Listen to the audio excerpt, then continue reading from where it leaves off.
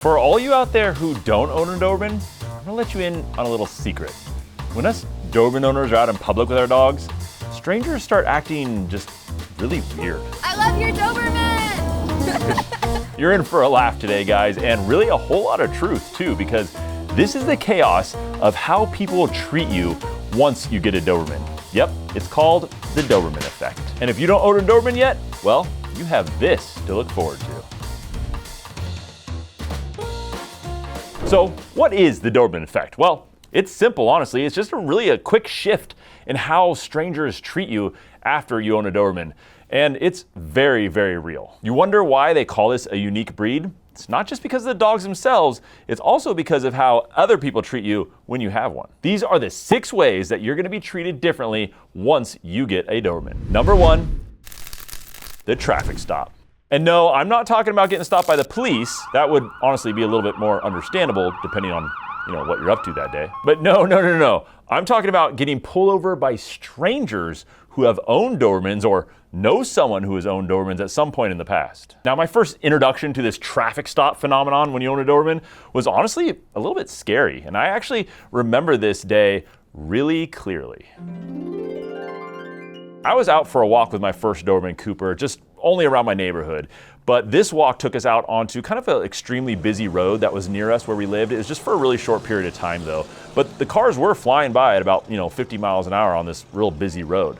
But no worries though, right? I mean, how bad can it get? We're safe on a sidewalk. So as soon as me and my Doberman's walk kind of took us out onto this busy road, this car pulls over to the side, right alongside of us, pretty abruptly. And now I gotta admit, I got a little nervous, especially because cars were honking at this car. It was stopped half in the lane, half on the shoulder, and then its window rolled down. So I glanced into this open window into kind of the dark interior of the car, and what do I hear coming in from there? Hey man, is that a Doberman? I love it. I honestly didn't know what to do, guys. I mean, all I just said was, yes, it is, and he just did most of the talking from there. Oh man, I had a Doberman so many years ago. He's the best dog I ever had. You don't see those dogs very much anymore. Is he nice? I'm sure he's nice. They're all really sweet dogs.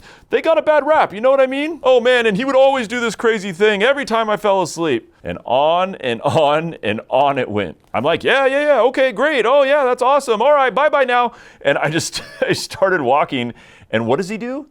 He starts slowly pacing me in his car, continuing the conversation. Yeah, I mean, I get it. Traffic out here in California is crazy, but this was insane. And if you've owned a Doberman for any length of time, I got a feeling you know exactly the situation I'm talking about. People will literally pull over to talk to you at length about your Doberman. Now, the second way people treat you differently, the distance effect. Okay, it's kind of interesting when this one kicks in. I'm talking about people walking to the other side of the road and like squeezing in between cars where there's no room and just generally acting like you're walking some little spawn of Satan. When in reality, you have a dog that cries when, I don't know, you're 5 feet away and cuddles you 24/7, whether you like it or not. Now, to be fair, honestly, the movies and the television really don't make this any easier for them, right? I mean, Dobermans are always the attack dogs in these things. I remember really clearly one night I was out for a walk with my dog and there was a group of these just kind of thug looking guys who were harassing everybody that seemed to walk by them. They looked intoxicated to me. And the funny thing is, I was watching as I was approaching from kind of far away, and as people would approach them, they would always get louder, right? And a little bit more boisterous. And occasionally they make little comments to the person who was passing them and even like turn to face them. But when I walked over there and walked right past them with my Doberman on the leash, it was amazing. It was like, I don't know, like the script was flipped. They literally did the exact opposite. They got quieter, they turned around, they started talking to themselves and kind of backing away a few steps. They honestly didn't even make eye contact. They're really good at flipping the script like this. It's pretty crazy to see and kind of fun at times too. Now, the third way you're treated differently after getting a Doberman, the history dump.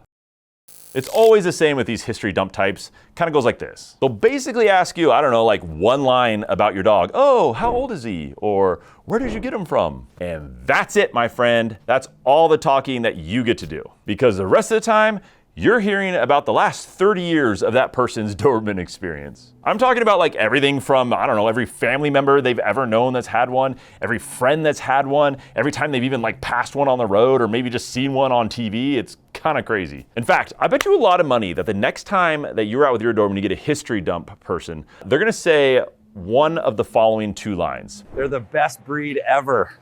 Or, hey, You don't see Dobermans very much anymore. Number 4, the park probing. Doesn't sound very pleasant, does it? Now, what's that park probe? Well, it's when you get the 3rd degree from owners while you're at the dog park. Usually it happens through the chain link fence with questions coming at you with things like, is he friendly? Does he bite? Is he neutered? And then they'll usually like pace around a lot, but little do they know, you literally have the happiest, friendliest, and most socially calm dog that goes to that dog park. Just kind of feels like stereotype city for this breed. But you know what? I do kind of actually love this type of person in the end because, man, it's really cool when you turn around their perception real quick when they start interacting with your Doberman. This is honestly how I make a lot of my friends at the dog park. The 5th way that people treat you differently when you have a Doberman?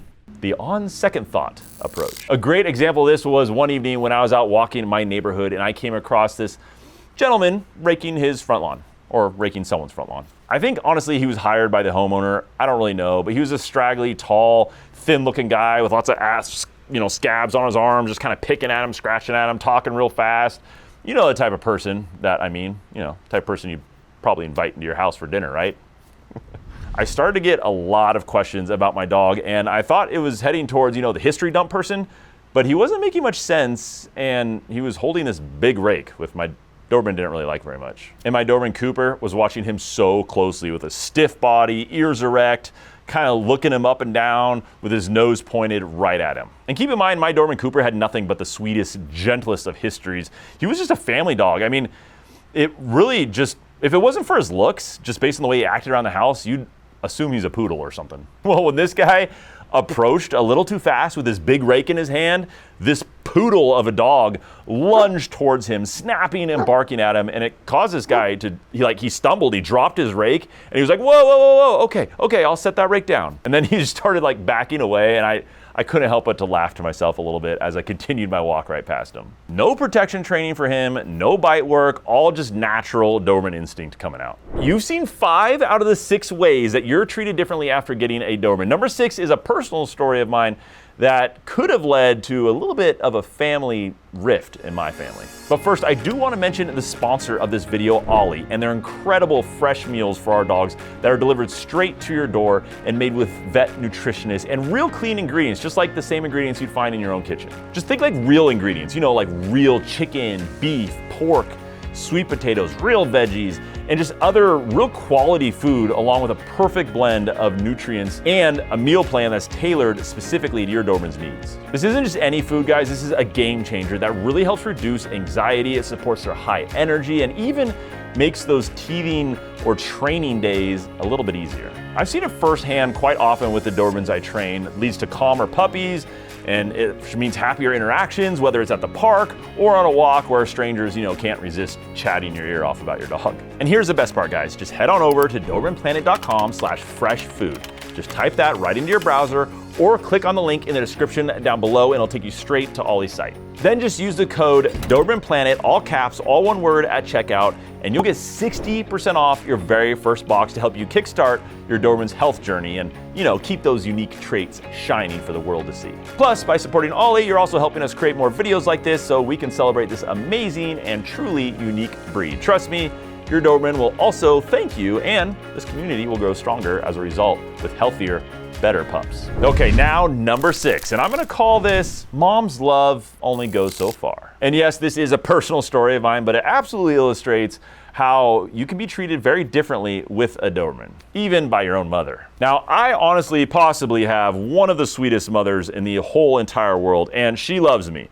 And she loves anything that I love, but it doesn't mean that she won't treat my dog very differently if it's a Doberman. Now, my mom grew up with big dogs. She's had them her entire life. She's no stranger to them. And she has no problem dog sitting for any members of the family, really anytime. But for some reason, every time I'd ask my mom to dog sit my Doberman, even for a really brief visit during the day, it was met with something, I don't know, similar to the park probe. Oh, how's he been doing lately? Is he calm? Is he still nice? Oh, I don't know. I have this other dog at the house, so I'm not sure. And on and on and on. And when any other member of the family calls up, needing someone to dog sit, whether non-Doberman, she's all over it. Now, I'll admit, after some, loving reassurances from me, she would eventually take him for a visit. And every single time, by the end of the visit, she would say how amazingly wonderful and sweet and astonishingly intelligent this dog is. I mean, she showed me pictures of the two of them cuddling together on the couch, and they'd be smiling the whole time. Then in a month or two, when I asked her to watch my Doberman again for a day, we're back to square one. It's like she forgot how wonderful he was at the end of that last visit, and I'd have to kind of explain myself and my dog all over again. And honestly, I know deep down what the reason is. It's because he's this big, giant, powerful, scary looking dog that looks exactly like the villains on TV.